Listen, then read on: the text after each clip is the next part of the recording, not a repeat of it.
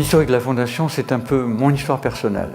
J'ai eu la chance, en partant d'une activité de recherche à la paillasse, de pouvoir développer un groupe qui, à la sortie, était de 4500 personnes.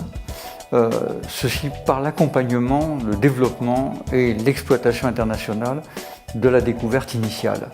Je voudrais que ceci soit possible pour d'autres que moi et c'est à cela que la Fondation s'attache. Dus Technifonie Majoie gaat net dit onderzoek gaan sponsoren die het verschil kan maken voor de patiënt. Bijvoorbeeld een snellere of betere diagnose van de ziekte, een betere voorspelling van de overlevingskansen, een betere beeldvorming van de tumor enzovoort. Dus projecten die heel concreet zijn en op relatief korte termijn een verschil kunnen maken voor de patiënt of in de kliniek. Hoe we kijken naar de tumor en hoe we de patiënten gaan behandelen. Nous voulons accompagner une démarche entrepreneuriale. Et pour le faire, nous sommes aux côtés du chercheur qui, très souvent, a en vue une découverte et pas forcément le développement, la démarche suivante qui fait en sorte que la découverte est exploitée. Dus het soort onderzoek dat wij hier doen zal altijd geoctrooieerd worden en met die octrooien proberen wij dan interesse te wekken in de biotech of de farma-industrie om onze uitvinding in de praktijk toe te passen. En de stichting zal net dat soort onderzoek gaan ondersteunen die laatste stap mogelijk maakt om die toepasbaarheid in de industrie mogelijk te maken. En dit is niet mogelijk als de onderzoeker zelf niet gemotiveerd en gedreven is om die laatste stap te nemen.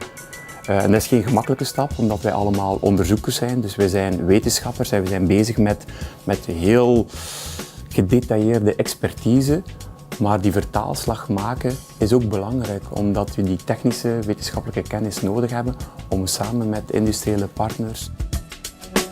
Un des points forts de la Fondation aussi, c'est d'avoir la chance d'être entouré d'experts disponibles dès la sélection du projet et au long de la vie du projet, faisant intervenir des disciplines très différentes et complémentaires et qui font en définitive le projet est compétitif et le produit qui en est issu est compétitif. La Fondation apporte le soutien à différents niveaux puisque nous avons régulièrement des steering committees du projet où des personnes de la Fondation, en particulier M. Majoie, mais notre équipe de chercheurs accompagnés du Technology Transfer Office de l'université et de professionnels impliqués dans les traitements par radiothérapie et en radiologie, eh bien on se met tous autour de la table, on fait le point sur la méthodologie, sur les évolutions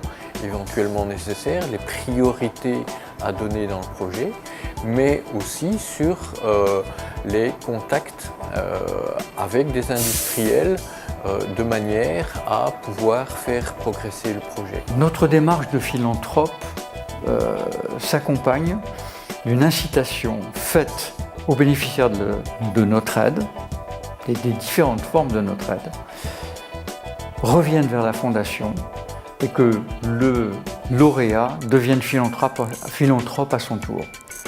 En d'autres termes, si son projet aboutit, qu'il est exploité et génère des revenus, une partie de ces revenus sont contractuellement restitués en partie à la Fondation pour qu'elle puisse continuer son activité et financer et aider d'autres projets.